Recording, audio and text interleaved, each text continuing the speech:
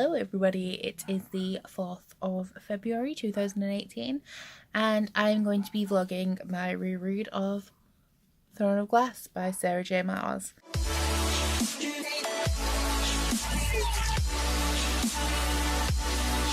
A lot of you will know that I am doing a group reread for the series in anticipation for the last book being released in, is it September? I think it's September. So I thought that I would do a book diary, like a spoilery vlog, and upload it at the end of every month. I was going to do this for the new release anyway, but I thought that if I also did it for the rereads, it would sort of collect my progress and my thoughts through the series and also give a really comprehensive breakdown of my thoughts on the series for those of you that are in the group read, because probably by the time we get to talk about it I will have forgotten everything, because that's just the kind of person that I am. I also want to practice vlogging because I'm going to start vlogging my readathons from now on. Maybe not all of them, but definitely some of them. I'm also going to vlog all of my 2018 releases. So that's everything for this update, and I will check in when I've actually done some reading. This is just a quick update because I feel like shit. I'm on around page 30 and I just really forgot how unlikable Selena is in the beginning of this. From the perspective of having read all of Sarah J Maas's books, it's really obvious to me that this was her first book, and Selena shows all of the same characteristics that I have now come to hate from YA females, where she's very self-centered and vain and goes on and on about how pretty and beautiful and privileged she used to be, and it just really gets on my nerves. But that's pretty much it for this check-in. I just wanted to update you a little bit on my thoughts so far. I'm reading a little bit now, but I am going to get in the bath soon. I essentially feel like shit because I had my flu jab today and it's giving me a banging headache. So I've been out and I've done some shopping and I've just come home and I just feel terrible. So I'm gonna read a little, get a bath and get in bed. Goodbye for now. Hello, it's now Wednesday the 7th of February and I haven't actually read much. I'm only on about page 95, but I'm really feeling the feels between Kale and Selena. And for those of you in the Game of Thrones, the Throne of Glass readathon with me, no to Dorian, no, Kale all the way.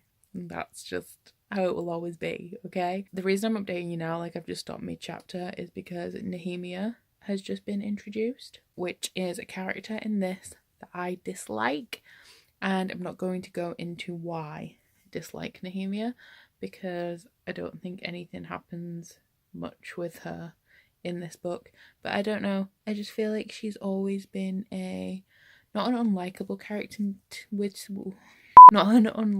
character to me, but just not one that I've ever really gelled with or meshed with. And then later on I dislike her just because I feel like that's not a popular opinion, disliking Nehemia. That's just something that I do, so that's not really spoilers for the rest of the series. But I really dislike Nehemia. I think I do anyway. It has been 2 years since I read this, but I don't think I like her. But Kaol and Selena, like, I love the snark between them. Like, it gave me the feels because he told her that she smelled and she needed a bath. I don't know. I think there might be something wrong with me. But that's all I have to update you on for now, and I'll see you in the next one. It is 5 to 2 on the 8th of February and I'm at work at the minute, but I'm just having a little bit of a sneaky book read, so I thought I would fill you in while I'm doing that. So I'm on around chapter 17 and the story is really picking up now. We're starting to get a lot more in depth with the characters and the plot and the competition. They've just completed the first test, and I think you also get to see a lot here of how Selena is, despite all of her swagger, she's mentally traumatized by what happened to her in Endovia, as you would be if you had been in a slave mine for a year. and I like that we're getting to see that she has a little bit of vulnerability, although I feel like it is well disguised. I really like Knox, who's another guy in the competition. I think that he's a good character, very mysterious, don't know a lot about him. I think this book is mainly world building and sets the series up for the books to come, with the different places in the world and the politics and the friction between all of the countries on the continent. At the minute, there is very little magic in the book and not a lot is going on in that sort of front, but I am enjoying the building of relationships between the characters and the progression of the competition.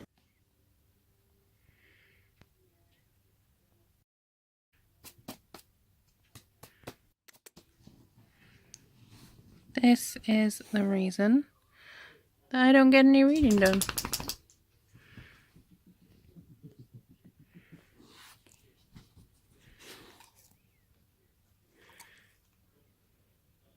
So it's 6:30 and it's still Thursday, and I just wanted to touch on the point that I made earlier about characters. I mentioned that this book is mainly world building, which I really think it is. We're all focused on the competition, which is the main plot throughout this book, but when it comes down to it, this book seems to be mainly just world building and setting up the further books in the series. What I find interesting is that each character, and there is like quite a large cast of characters, but each character we're getting an in-depth look into the problems that they face.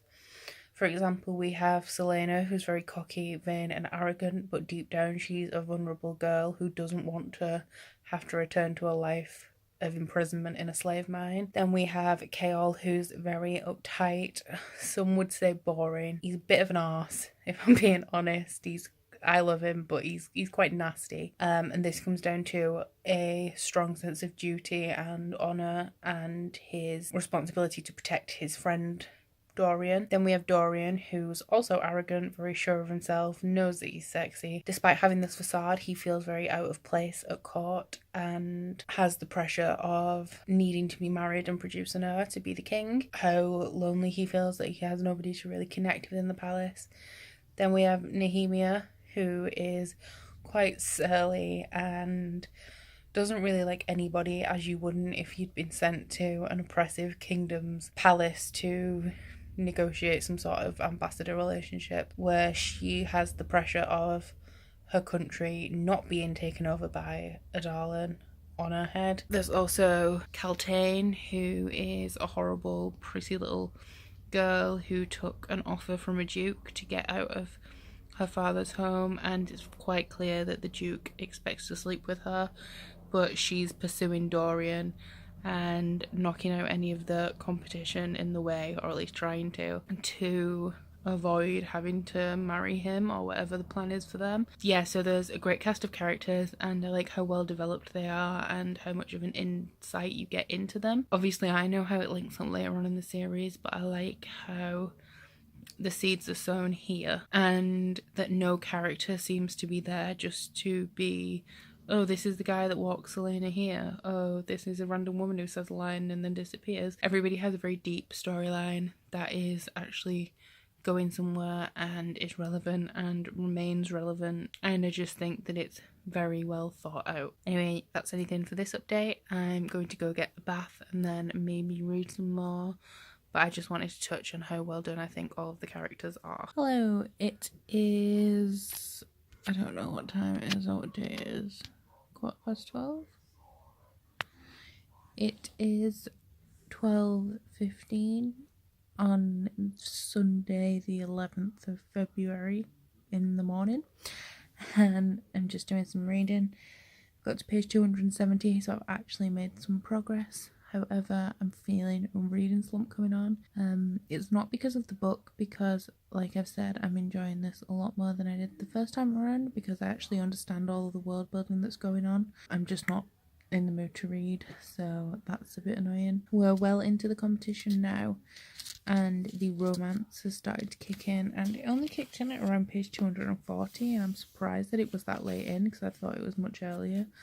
I mean, still nothing has really progressed with any romance, so there's still a ways to go. I'm up to the part where Selena is just starting to be suspicious of Nehemia, so unlike I thought, that is actually a reason to dislike her in this book. I'm just not a fan of her character in general throughout the series, and that's all I really have to say. I'm really enjoying the book, but I'm slumping, and I'm slumping hard, and I need to get this finished by tomorrow because Contemporary-thon starts on Monday, which will mark the start of another vlog, because I'm going to try and vlog that, and I kind of want to succeed in that readathon. I don't want to only read one book the entire week, but I'm going to read a little bit more and get some sleep. Having you on my back for the rest of my life.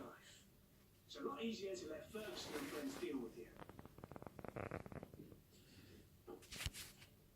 So it is 10 to 5 on the 12th of February, and Contemporary-thon has started. And I still have 50 pages left to Throne of Glass to read, so that's not great, but I am definitely going to finish this tonight.